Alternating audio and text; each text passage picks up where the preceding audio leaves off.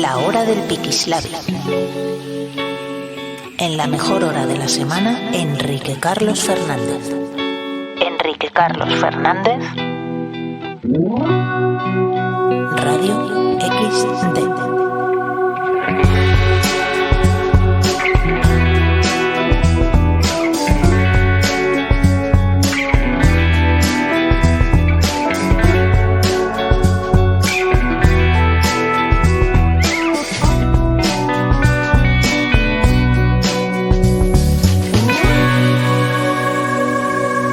Radio XD.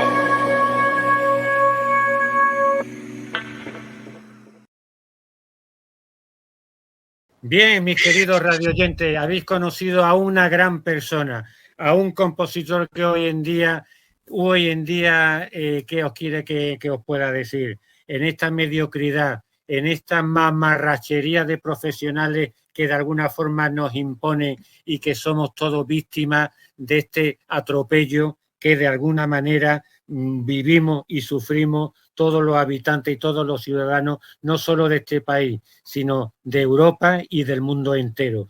Pero para hablar de honestidad, como muy bien ha dicho este gran compositor Guillén, tengo aquí en la sala a otra persona, a otro hombre, a otra gran figura de este país que de alguna forma han querido tapar, han querido como borrar del mapa, pero aquí está, porque como decía Rabindranath Tagore, las obras bien hechas siempre son eternas y serán eternas. Muy buenas tardes, mi teniente coronel Francisco Vendala. Buenas tardes. Pues buenas tardes, encantado y oye, muchísimas gracias de verdad por invitarme a tu magnífico, maravilloso programa y para compartir un tiempo con tus seguidores, que son muchos y cada vez más. Gracias. Como la verdad, mi teniente coronel, para mí es como si fuera un familiar mío. No te importa que te llame de tú o Paco, ¿no? No te importa, ¿no? Todo lo contrario, porque para mí eres un amigo, los amigos nos tuteamos y además a mí todo el mundo me conoce por Paco Vendala, o sea que encantado de la vida. Adelante, sin pena. Muy bien, Paco. Pues mira, Paco, a mí una de las cosas que me sorprende, que ahora irán saliendo cosas, es que, tú fuiste un gran militar que además creo que trabajaste para el Centro Nacional de Inteligencia, o sea, que tú sabes tela de cosas de los españoles, ¿no? Bueno, de los españoles y de cosas también del extranjero. Mi etapa fue cuando se llamaba CSIC, Centro Superior de Investigación de la Defensa, ahora CNI, cambió nada más que el nombre, las misiones son las mismas y pues sí, ahí estuve 12 años, además de otras cosas que hice en la vida militar. Ajá. Paco, te quiero dar una sorpresa agradable y tengo aquí a un compañero que a ver si os conocéis y no. Tengo aquí al coronel Francisco Fernández Félix. Mi coronel, ¿está usted por aquí para saludar a Paco Vendala? Sí, Enrique, un placer, Paco. Yo soy Paco Félix. y bueno, pues un abrazo muy fuerte. Pues mi coronel, la Andusía siempre a tus órdenes y el encantado soy yo de compartir este rato con un superior y además pues con otro gran militar. De verdad, a tus órdenes siempre, mi coronel. Muchas gracias, Paco. Los dos tenéis algo en común, que habéis sido, siempre un piloto será un piloto, pero habéis sido pilotos de helicóptero, los dos, ¿no? Paco, tú has estado muchos años de piloto de helicóptero, ¿no? Yo, porque somos dos Pacos. Sí, no, al otro le llamo mi coronel. Ah, bueno, estupendo. A lo mejor. Sí, vamos a ver. Yo hice el curso de helicóptero, fui piloto de helicóptero de ataque, piloté entonces el BO-105, después también el Kiowa y estuve un tiempo en el CEFAM, el Centro de Enseñanza, en Colmenar Viejo. Ajá, que fuiste instructor piloto también, ¿no? No, instructor piloto no, profesor. Hay dos modalidades allí, bueno, hay varias modalidades, según la materia y según sean los aparatos. Ya. Siempre entendía que un profesor también era un instructor, pero no tiene nada que ver, ¿no?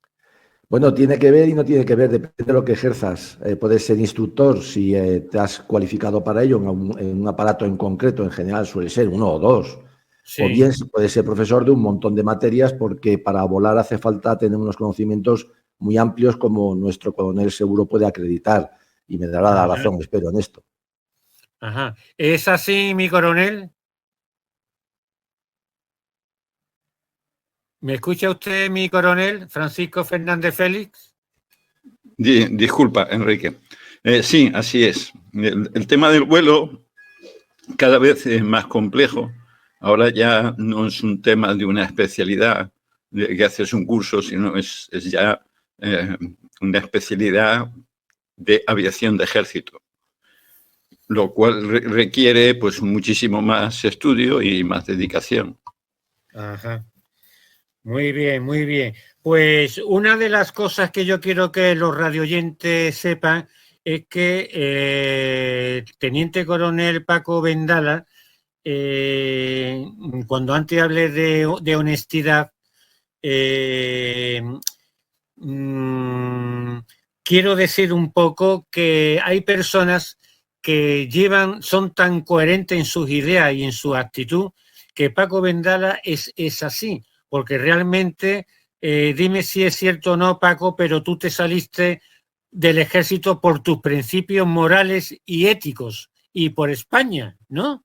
Pues sí, efectivamente, yo llegué a un momento, llevaba una buena carrera, yo sí me había dedicado a lo que me he dedicado, que es a ser militar, y llegó un momento en el que yo vi que se estaban empezando a tomar una serie de decisiones, unas orientaciones en distintas materias de las Fuerzas Armadas, en concreto del Ejército de Tierra, que era al que yo pertenecía, y yo entendía que aquello no era el ejército en el que yo había entrado, ni con las ideas que yo había entrado, ni con la misión que yo había entrado. Y, por supuesto, yo consideré que no podía ser ni un Pepito Grillo dentro, ni una persona díscola, ni voy a dar yo lecciones a nadie. Y entonces entendí que mi puesto allí ya sobraba. Por eso pues me fui a la calle aprovechando la reserva transitoria, que fue algo que sacó el Partido Socialista en un momento dado, con una intención, perdón, aunque no les salió así de bien, y me fui de comandante y luego te daban un ascenso cuando ascendía el último de tu promoción, ascendías tú al siguiente grado, por eso soy teniente coronel. En cualquier caso, pues esa fue la cuestión. Ajá. O sea, que te fuiste por principios morales y éticos. O sea, realmente es admirable que hoy en día uno sea lo suficientemente valiente para entrar en el mundo civil desde otra dimensión que era la militar, que no tiene nada que ver. No tiene nada que ver y además no se valora. Hubo un tiempo en que, bueno, en compañías de seguridad se encontraron puestos, pero eso se acabó pronto. Y además a mí tampoco me gustaba. Y por eso, perdón, yo lo que hice fue pues, poner un negocio personal, trabajarlo y dar de comer a una serie de familias. Aún sigue ahí funcionando, yo ya no soy socio. Ajá. Paco, entonces, a nivel de familia, como acaba de decir ahora, yo recuerdo la película Oficial y Caballero. ¿Qué pasó con tu mujer? ¿Te dejó de amar? ¿Te amó más? Porque quieras que no, muchas veces muchas mujeres se casan con otro hombre, si es piloto, lo ven como un dios. ¿A ti te ocurrió algo parecido o todo lo contrario? Pues mira, ahora que no nos escucha, ahora que no nos escucha, y es verdad que no nos escucha porque está fuera de casa, pues sí, efectivamente, se llevó un disgusto de tomo y lomo, claro, porque ella pues siempre había militar, su padre había sido militar, el mío también, veníamos de la familia, digamos, y sí, se llevó un gran disgusto, ¿no? Pero bueno, como después yo le demostré que también en la vida civil se puede ser tan honrado y tan decoroso como en la vida militar, cuando eres honrado y cuando eres decoroso con todo y coherente, pues nada, se le pasó enseguida, entre otras cosas, porque yo creo que me quería y creo que me sigue queriendo, no lo sé, pero bueno, esto nunca se puede asegurar. Así que sí, hubo sus momentos, pero bueno, enseguida aquello se superó, gracias a Dios. Y bueno, ya llevamos 43 años casados. Bueno, yo creo que yo nací casado, entonces, pues, sí. Y moriré casado. Vamos, porque... Sí. Vamos, yo la conozco y es una mujer no solo ya es que sea maravillosa físicamente porque es guapísima, sino se ve que es una gran persona y una persona que realmente te ama mucho. O sea, yo lo he visto, lo he sentido y eres un hombre muy afortunado también. Bueno, yo soy afortunado en todo, siempre le doy gracias a Dios por todo, porque gracias a Dios, incluso los problemas que he tenido, pues con su ayuda y con la ayuda, por supuesto, de mi familia, los hemos superado, mejor o peor, hasta donde no ha sido humanamente posible, ¿no? Claro. Yo siempre doy gracias a Dios por todo, incluso por las cruces, porque, bueno, creo que para eso estamos aquí también, para santificarnos, ¿no? Yo siempre digo que hay que curtirse y santificarse. Curtirse en la vida militar se hace, en la vida civil también, ojo, y después santificarse hay que hacerlo en las dos, y yo creo que para eso, para ganarse una eternidad, ya sabes que no morimos, somos eternos, solamente cambiamos de barrio. Efectivamente. Paco, ¿cómo ve ahora la situación de España de quema, de cruce, de derribo de otras que son realmente históricas? ¿Cómo estás viviendo tú esta situación actual un poco de rara, tensa? ¿Cómo lo estás viviendo, Paco? Bueno, yo lo vivo digamos, con el ánimo católico, que no es resignación, porque a mí esa palabra resignación no me gusta, no hay que ser resignado, hay que tener siempre ánimo, pero lo vivo evidentemente con una tremenda preocupación porque veo que el devenir, el derrotero de España de las últimas décadas, ya llevamos medio siglo, nos está conduciendo, por desgracia, a un precipicio que en el que ya caímos hace tiempo, concretamente en los años 30 del siglo pasado. Hoy se vuelve a repetir la historia con otras formas, vamos en coche, etcétera, pero en realidad es prácticamente lo mismo. Entonces se utilizó la Segunda República como vía intermedia para una revolución y ahora se está utilizando la democracia como vía intermedia para otra revolución, cuyos objetivos son los mismos, la destrucción de España en todos los aspectos, en el espiritual, por la persecución anticatólica que ha vuelto con otras formas, pero que es igual de radical, y por supuesto en su unidad, en su integridad, en su soberanía, en su independencia. Se está repitiendo la historia porque parece ser que los españoles tenemos memoria de pez.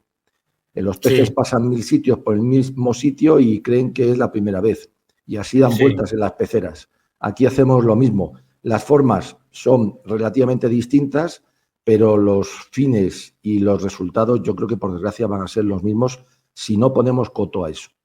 Sí, yo también opino lo mismo, Paco. Lo que pasa es que a mí me preocupa mucho la inanición de los ciudadanos, me preocupa bastante y es más, te voy a contar una anécdota muy reciente.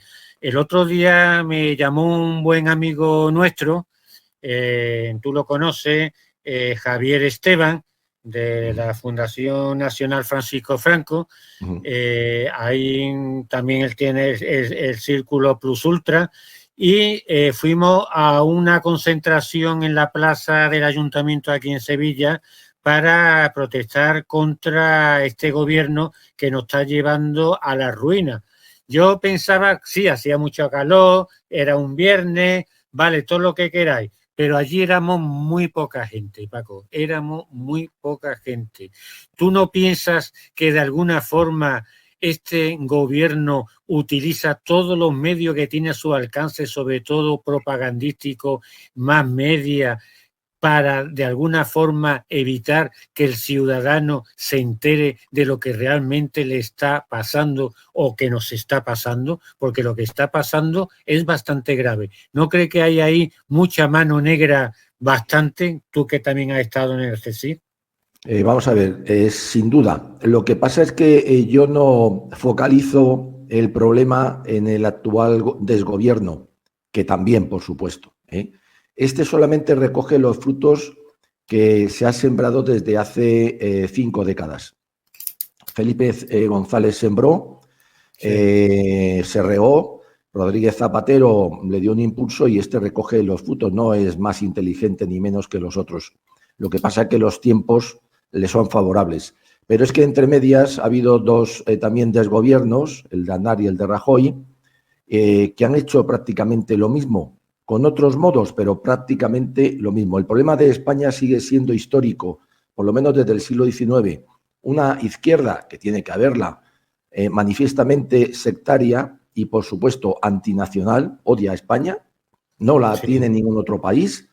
Se puede ser socialista en Francia, pero que no le toquen la grande. Se puede ser laborista en el Reino Unido, pero desde luego que no le toquen hasta sus colonias como Gibraltar o las Malvinas. Se puede ser demócrata en Estados Unidos, pero cuidado con la bandera estadounidense y el imperio, bueno, etcétera, etcétera, no voy a alargarme. Pero aquí en España no tenemos esa suerte. Después tenemos una derecha que ya la definió Vázquez de Mella en los años 20 del siglo pasado. La derecha española, y es válida para hoy, proclama a un Dios el que no cree, a una patria a la que no ama y solamente busca conservar sus privilegios, porque aquí el gran problema, teniendo esa izquierda, es que la derecha es prácticamente igual. Intenta no, pero es exactamente igual. Nunca ha derogado una ley del Partido Socialista, nunca ha hecho absolutamente nada. Ahora va a hacer otra manifestación más, no sé ya cuántas lleva, pero realmente no hace nada. Y entre unos y otros, España, no voy a decir la casa sin barrer, pero España sumida en otra gravísima crisis, yo creo que peor que las anteriores, por lo que tú has dicho muy bien, has apuntado muy bien, Enrique. Me alegra que lo hayas dicho. Esta vez el pueblo español mayoritariamente ha perdido su espíritu, su raza, su fuerza, su valor, todo aquello que lo hizo siempre grande. En otras veces se ha reaccionado in extremis y mal y ha costado, pero esta vez no hay reacción y yo no veo posibilidad de reacción porque ni por un lado ni por otro se va a buscar y además se está engañando por un lado y por el otro. Bien, que una ameba, como le llaman ahora, como Feijóo, o un Partido Popular que lleva haciendo lo que está haciendo desde que se refundó en el 90, pues van a solucionar algo, pues está muy equivocado, porque además mienten como bellacos. Y ahí los tenemos en Europa votando con el Partido Socialista todo. En su programa lo único que quieren es que se vaya Pedro Sánchez, porque consideran que es que ya les toca a ellos. Aquí vivimos una partitocracia, una alternancia, y ahora el problema de Feijóo es que se cabrea porque le dice al otro, oye, que ahora me toca a mí, que tú te has desgastado, y el otro pues no está por la labor. Ese es el problema. Estamos metidos en un túnel del que yo creo que esta vez nos va a ser muy difícil salir. Yo creo, Paco, que es muy difícil salir por la sencilla razón de que jamás he visto que un partido de la oposición lo tenga tan fácil, que tenga a todo un gobierno corrupto, que tenga a la mujer del presidente metido en corruptela, que tengan a su brazo derecho Ábalos metido en corruptela. Vamos, yo es que no me imagino en la época de Franco que Utrera Molina, por poner un ejemplo, se fuera a un parado nacional con 16 putas y montar allí una fiesta con coca, altas horas de la noche. Es que sería inimaginable. Y sin embargo aquí está ocurriendo, la oposición se lo está dando todas estas circunstancias en bandeja y sin embargo hace que no, como si no pasara nada. Eso, ¿cómo se puede explicar? ¿Cómo se puede explicar esto, Paco? Pues no se puede explicar nada más, o se explica, perdón, por una razón muy sencilla, es que la oposición está en el ajo. Lo único que pretende es que repartirse con este gobierno, con este desgobierno, el pastel somos nosotros. Se conforma con que le dejen un trocito. Lo hizo Aznar. No nos tenemos que engañar. Aznar se pasó unos meses diciendo váyase señor Sánchez por la corrupción y cuando estaba en el poder le preguntaron ¿va usted a tirar ahora de la manta? Y dijo yo no soy un ángel vengador. Rajoy, que llevaba en el programa a quitar la infame, injusta y terrible, totalitaria ley de memoria histórica, cuando le tocó dijo que bueno, él no va a dedicar dinero a eso, pero no la derogó. Es decir, están en el ajo, no nos engañemos. Estamos en una dictadura partitocrática, que es la peor de la dictadura porque no lo parece, pero es exactamente igual. Y ese es el problema. Tú lo has dicho antes muy bien. No hay reacción en el pueblo, convocas una manifestación y van 3, pero es que después dan allí una serie de gritos que son absurdos, porque no van de nuestros graves problemas, que se han ido consolidando durante este tiempo. Hasta tal punto que lo que tú has dicho, pues es verdad, pero ya no solamente durante la etapa de gobierno del Generalísimo. Es que hace un año en Alemania, el presidente de la República Alemana, con todo lo que significa eso, dimitió ipso facto en cuanto un periódico solo sacó un pequeño artículo diciendo que a la mujer, al parecer, le habían hecho un trato de favor cuando fueron a comprar un coche. ¿Para qué decir si le pillan como a estos, no?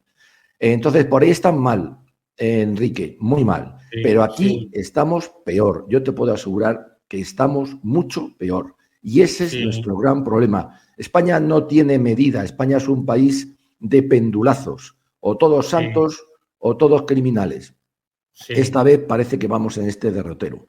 Sí.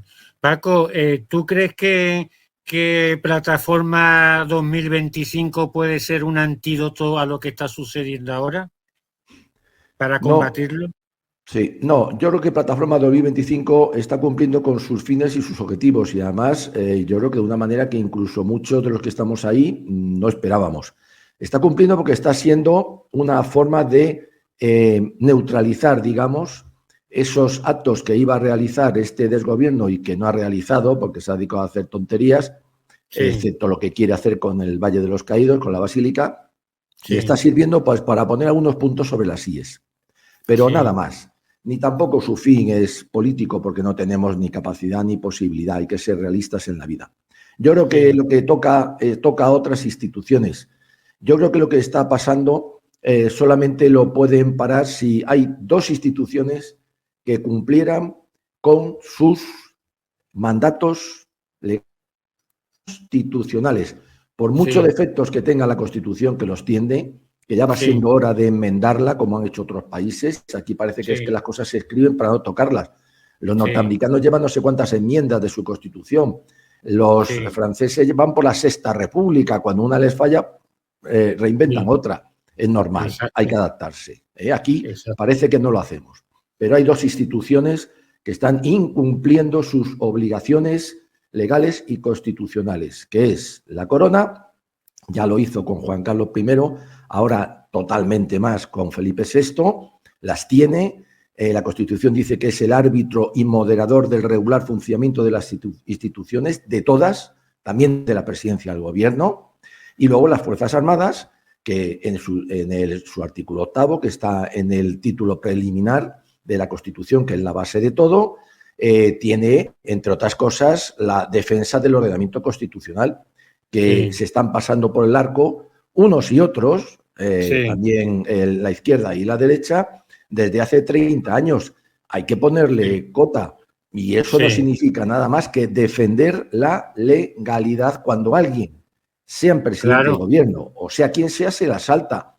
Lo que no se puede es judicializar la vida política. El político debe pagar en política. Aparte que después, si ha hecho algo criminal, pague en lo judicial. Pero el político debe pagar siempre con su cargo, de entrada. Y luego, si tiene algo criminal, pues debe pagar en lo criminal. Pero aquí, como no dimite nadie, ni se le hace dimitir, ni se le lleva, se le manda, se le lleva al orden, pues así seguimos. Entonces, todo el mundo se inhibe. No hay que confundir disciplina y obediencia con sumisión. Y no hay que confundir neutralidad con inhibición o pasividad, que es muy distinto. Y ese es el problema más grave de España, llegados a esta gravísima situación, a la que no se tenía que haber llegado si en cada momento esas instituciones, sobre todo la Corona, hubieran cumplido con su función, repito, constitucional. Claro, aquí te hago una pregunta muy complicada de contestar. Te voy a poner una pregunta complicada. Paco, ¿tú no crees que el rey tiene potestad para decirle al jefe de gobierno, oiga, usted váyase, usted tiene que dimitir, no lo quiero como presidente de gobierno? ¿No cree que el rey tiene potestad para eso? El rey tiene potestad y tiene obligación, porque si no, entonces el rey no vale para nada. El rey ya cometió una manifiesta inconstitucionalidad, una manifiesta ilegalidad, cuando designó a este hombre, tras fracasar Feijóo, para presidente de gobierno. Sí. Era ilegal, inconstitucional. Fracasado Feijóo, tenía que haber vuelto a convocar elecciones. Pues sí. Y eso dice mucho. Y la podía convocar el rey, ¿no, Paco? Por supuesto, inmediatamente ha fracasado el señor Feijóo y ahora lo que obliga a la Constitución y la ley electoral es a convocar, Feijóo, Rajoy, Feijóo, a convocar elecciones. No lo hizo. Designó a Sánchez para que asumiera el poder y, claro, lo ha asumido de la manera que lo ha asumido y ahí sigue sentado y va a seguir sentado porque aparte de un enfermo mental, eso está demostrado, sí. Es un sátrapa de manual, sí. Bananero además. Sí. Entonces, claro que sí que tiene la potestad. Y además, le es muy fácil, porque en base a su mandato constitucional de ser el árbitro, un árbitro señala faltas, saca tarjeta amarilla o saca tarjeta roja. Y oye, todos tranquilos, si no hay ningún problema. Lo que hay que evitar precisamente es que haya que emplear otros métodos, que nadie quiere, que nunca son deseables. Para eso está, porque si no, no vale para nada. Y entonces es mejor ir a una república. Eso sí, a ver si es posible que esta vez sea nacional, con la bandera roja y gualda, con el himno de ahora, presidencialista, para ahorrarnos un dinero de tener un presidente... Nacional sindicalista, como soy yo, joder. Bueno, pues, ¿por qué no? ¿Por qué no? El agua clara y el chocolate espeso, se dice aquí en Sevilla. Claro, entonces claro que lo tiene y lo está incumpliendo y eso está agravando la situación, porque hay una cosa muy importante en la vida tanto para lo individual como para lo colectivo. La realidad, Enrique, siempre se impone, en lo bueno y en lo malo. Cuanto más tardes en aceptarla, sobre todo en lo malo, más perjuicio vas a tener. Si tú empiezas a toser, no puedes decir que no estás acatarrado, no tienes una enfermedad. Tendrás que ir al médico y si el médico te da mala noticia de que tienes un cáncer, tendrás que asumirlo, porque el decir no estoy enfermo, no tengo un cáncer, no tomo medicinas, pues te va a llevar al hoyo mucho antes o en peores circunstancias. Este país está enfermo, lo han enfermado, lo han infectado, hay que curarlo. Cuanto antes se cure, cuanto antes se acepte esta realidad, Enrique, menos doloroso será y menos sufrirán los españoles. Y menos sufrirá España, por supuesto. Luego, claro que tiene. Y si no él... Y nuestros hijos y nuestros descendientes también sufrirán menos, Paco. Claro. Es que, Enrique, ¿qué es España? Aparte de un territorio. España son nuestras mujeres, nuestros esposos, los que lo tengan, las mujeres, nuestros hijos, una unidad de nuestros destino, nietos. Como decía José Antonio. Claro, es una historia que nos han dado heredada, con sus luces y sus sombras, como todos los países, pero que tenemos que entregar engrandecida, dentro de lo posible. Dentro de lo posible. Hay sitio para todos, pero dentro de un orden, dentro de un marco que es España. Porque si no, lo que vamos a dejar como herencia va a ser una vergüenza. Y ese es el problema. Vamos a hacer nada.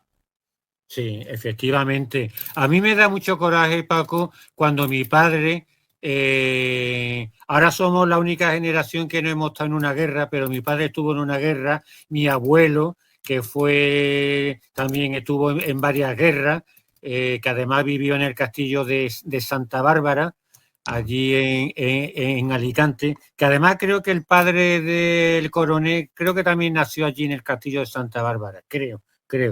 Mis tatarabuelos también lucharon en guerras para defender un país que es España, una nación, una unidad de destino. Y ahora resulta que yo en mi trabajo diario como funcionario estoy viendo diariamente a cómo personas de un nivelito muy bajo de países subsaharianos nos estamos gastando pues más de 4.000 y pico de euros al mes, por no decir el día, para no cabrear a nuestros radioyentes, porque entonces vaya dominguito que le voy a dar, pero estamos quedándonos sin auténticos españoles que puedan defender en un futuro cualquier desvío que tengan estos políticos que solo están a las órdenes de estas grandes élites, Paco. El problema de España se está repitiendo otra vez igual. Tenemos un siglo XIX de que el caudillo ya dijo que quisiéramos borrar de nuestra historia, por todo lo dijo, por todo. El siglo XX nuestro, excepto una pequeña etapa, la etapa de gobierno del generalísimo por circunstancias, todo lo demás es otro desastre. Pero es que hemos perdido la gran oportunidad. En el año 75 España tiene una gran oportunidad. Él ha perdido. ¿Por qué? Porque Sí. hemos vuelto a tener una clase política nefasta. El problema de los pronunciamientos militares del siglo XIX, el problema del 36, es que la clase política española de uno y otro lado ha sido siempre nefasta, egoísta, corrupta, torticera, estulta, mediocre, absurda. Y ahora hemos vuelto a lo mismo y vamos a más, porque lo que se está viendo ahora aquí en España no lo tolera ni Chiquitistán, que ya sabemos que es el país del pobre chiquito de la calzada, que ya murió, paz descanse. Gran personaje. Ese es el problema, ni el país más tirado del mundo, ni el país bananero, que siempre nos reíamos de ello, ni en África, que decimos tal, se produce y se aguanta lo que aquí. Y eso es lo que tiene que reaccionar el pueblo español. Estamos en un barco, señores. Hay sitio para todos, pero tenemos que hacerlo con orden, porque si no, el barco se va a hundir y vamos a perder todo. Incluso los que ahora se creen que sacan tajada, también van a perder, Enrique, también van a perder, porque todo al final estalla y cuando las cosas estallan se sabe cómo van a terminar y no suelen terminar bien, Enrique. Ese es el problema. Paco, tú que estás metido en esos subterfugios de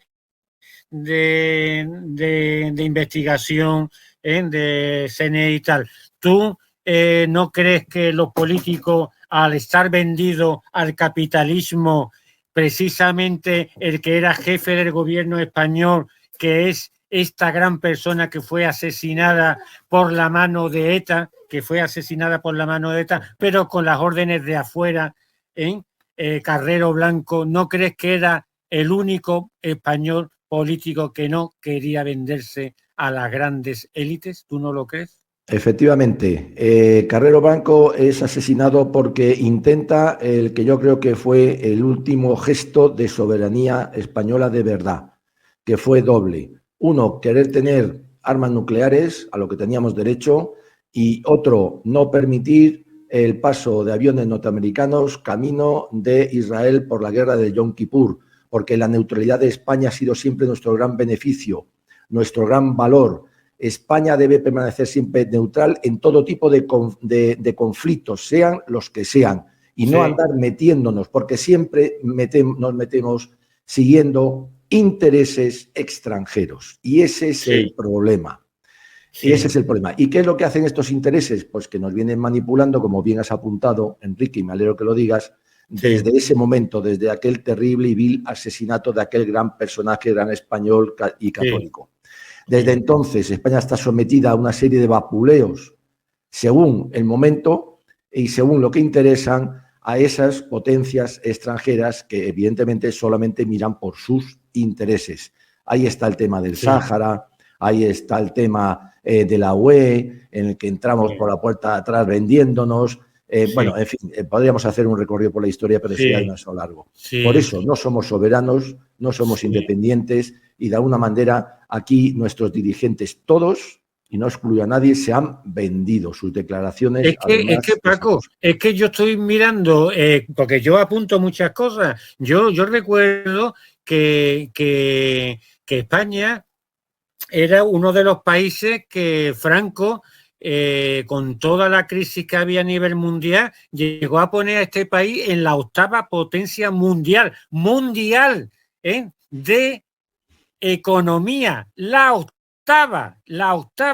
Y ahora resulta que con democracia, entre comillas, porque yo esta democracia, vamos, me río yo, somos la 17 y encima no somos soberanos, es que no tenemos nada de soberanía. Esto es una prueba de que lo que hay ahora no está funcionando ni nunca va a funcionar. Efectivamente, vamos a ver, el gran mérito del caudillo, entre otros, aparte del mejor general de su época y posiblemente de otras, y también del extranjero, fue un gran estadista. Aparte de un gran español, fue un gran estadista. Un gran estadista se sabe que es porque juega las bazas que tiene con las cartas que tiene, que nunca son ideales y nunca son las que uno quiere y muchas veces son malas, pero sabe jugar. Esa es la habilidad del estadista. Mantuvo a España siempre al margen de intereses extranjeros, supo conservar la soberanía y mantuvo siempre a España al margen de conflictos, supo guardarse de jugadas exteriores. fue un gran estadista y hay que ver su trayectoria, los problemas con los que se encontró. De ahí viene mucho de su éxito. Ganó la guerra, pero para mí mucho más importante fue que supo ganar la paz. Hizo una transformación de España que ya quisieran muchos países. Sí. Que aún vivimos de ella, por cierto. Aún vivimos de muchas cosas de aquello. Y han pasado 50 años de destrucción. De destrucción, por supuesto, planificada. Y aún así tenemos todavía gasolina gracias, hablando en un símil, efectivamente.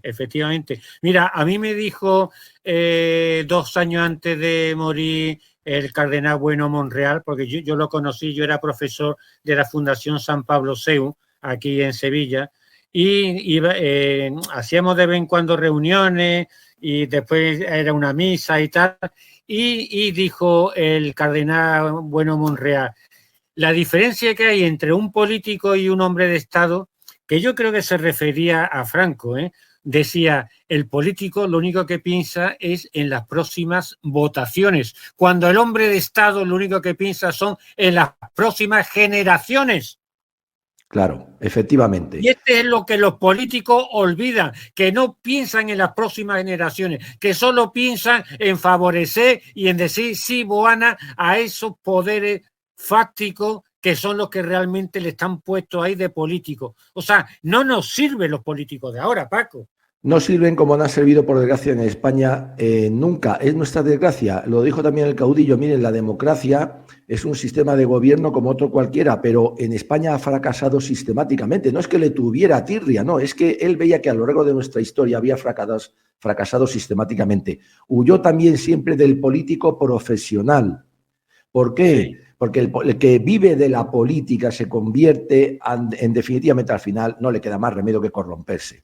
Porque claro, no va a volver a ser profesor en un colegio aguantando a 20 alumnos, no va a volver a subirse, ganando 1.500 euros. Claro, no va a volver a ser vigilante en un puticlub como Coldo, porque claro, no va a volver a levantarse a las 8 de la mañana porque claro, ya no toca un botón y viene un coche oficial, para qué decir las prebendas, etcétera, etcétera. Entonces, ese es el problema. Aquí hay cosas importantísimas que hay que derogar inmediatamente. No a los aforamientos, no al político profesional. Se está en un cargo 8 años y se va usted y no puede tocar ningún otro. Yo tengo gente que conozco que lleva 20 años de concejal de todo. Yo siempre le digo, oye, pues debe ser un comodín. De todo ha pasado por concejal de cultura, de urbanismo, de no sé qué, del otro. Vamos a ver, por favor, vamos un poquito de decencia. Entonces, y luego lo metemos en Europa con 7.000 euros al mes. Claro, porque hay 300.000, no sé, zumbados que votan a esta chiquita que se ha ido para allá a vivir, que te votan a este que sale de no se sabe dónde, etcétera, etcétera, etcétera. El problema aquí es que no se limita el ejercicio de la política, como también el problema es la ley electoral, que se eligió de todas la peor. Y nadie la quiere cambiar, por eso vuelvo al principio, Enrique. El Partido Popular tampoco lo ha querido cambiar cuando ha tenido más posibilidad, porque ha tenido mayoría absoluta y ha podido cambiarla. Claro. No ha querido, porque está en el ajo.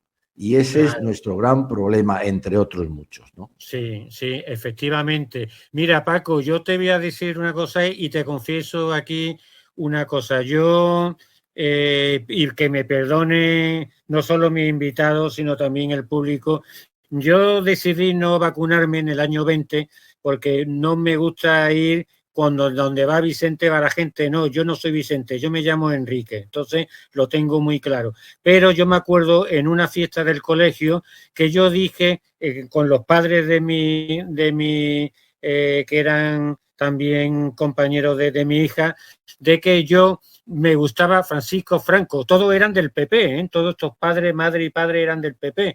Bueno, pues ellos me dejaron de hablar porque yo era franquista y yo decía y es más, que me mandaban a callar, aquí no nos gusta el franquismo y es una pena porque es lo que han conseguido esta, llamémosle mal llamada izquierda, que parece que nos da vergüenza admitir que hubo un gran estadística que levantó este país de un estiércol de circunstancias como fue aquella Segunda República Española, porque Franco luchó porque la República se hundía también. Creo que es así.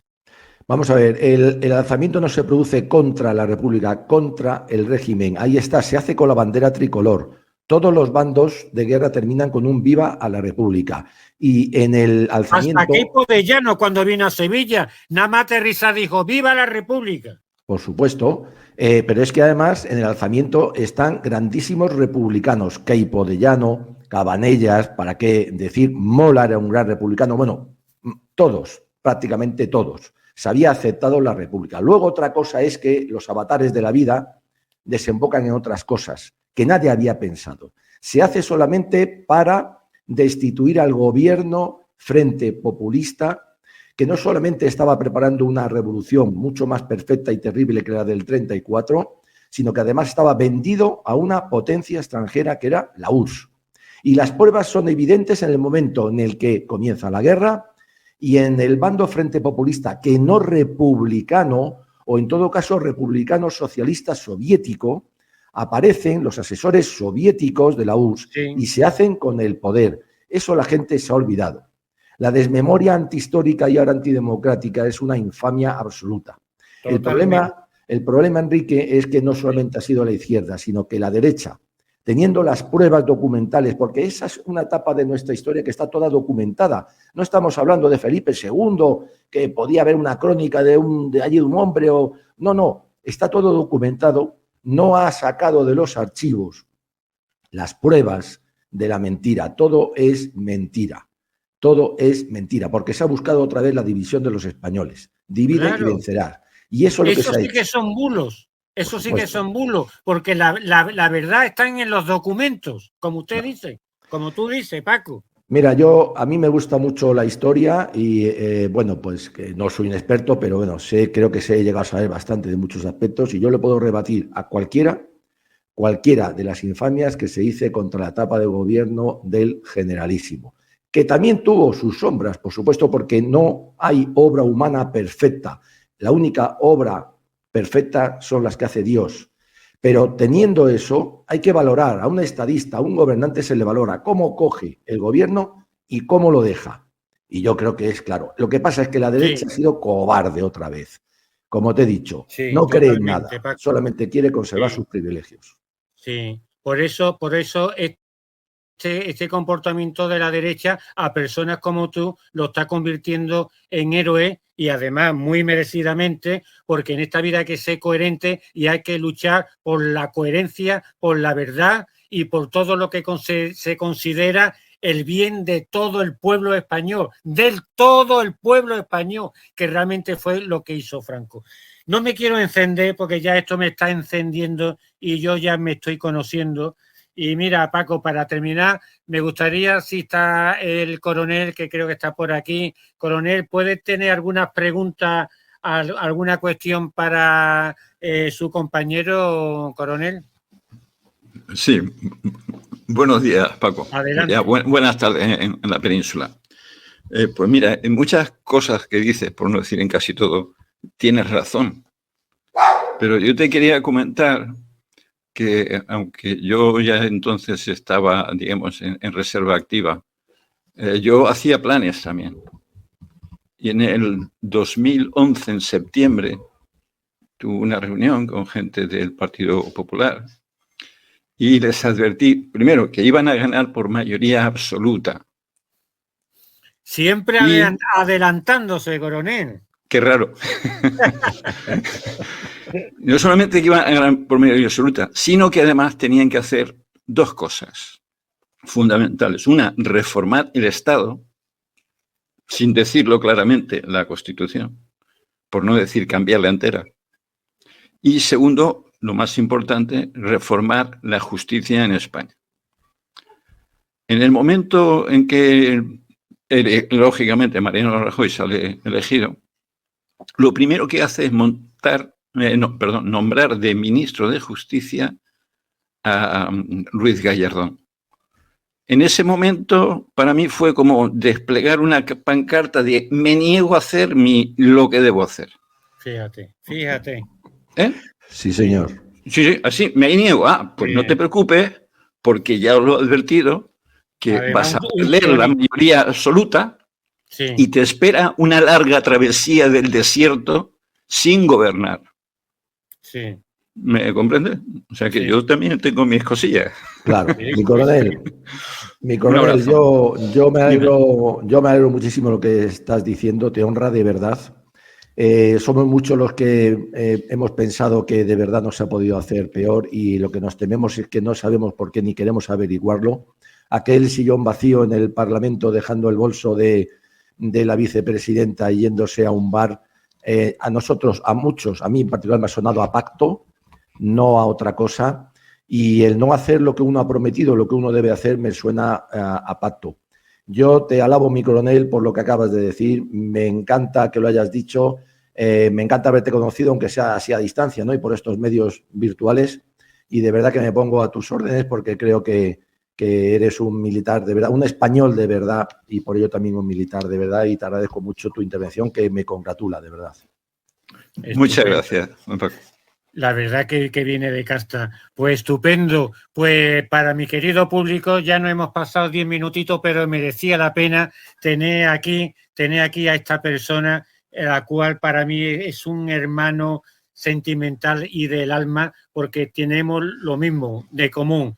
Luchar por España porque amamos España, amamos nuestro país y amamos a nuestra gente. Y eso ningún partido mamarracho nos va a impedir tener ese sentimiento. Muchas gracias, Paco. Muchísimas gracias por estar aquí. A ti por tu invitación, a tus seguidores, y viva siempre España. ¡Viva! Y ¡viva nada, España! ¡Viva España! Y le doy a todo mi público las gracias también por estar aquí nuevamente y apoyar nuestra labor, que estamos de concienciación de lo que es tener una postura clara y valiente en estos momentos tan difíciles. Muchísimas gracias. Terminamos esta semana la hora del Piquislavi y os espero la próxima semana con este gran personaje de historia que, ya os digo, va a dar pie a muchísimos aspectos de la vida de la Alemania del año 33, a este gran escritor, investigador e historiador que nos va a deleitar la próxima semana. Muchísimas gracias y hasta el próximo domingo. Hasta luego. Nos vemos. Adiós.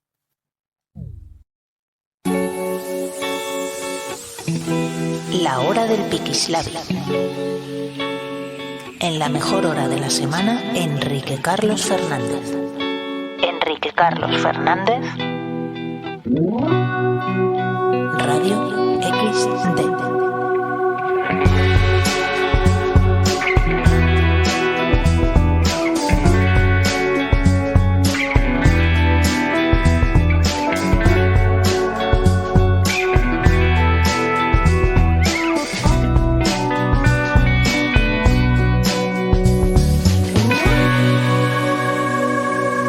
Radio XD.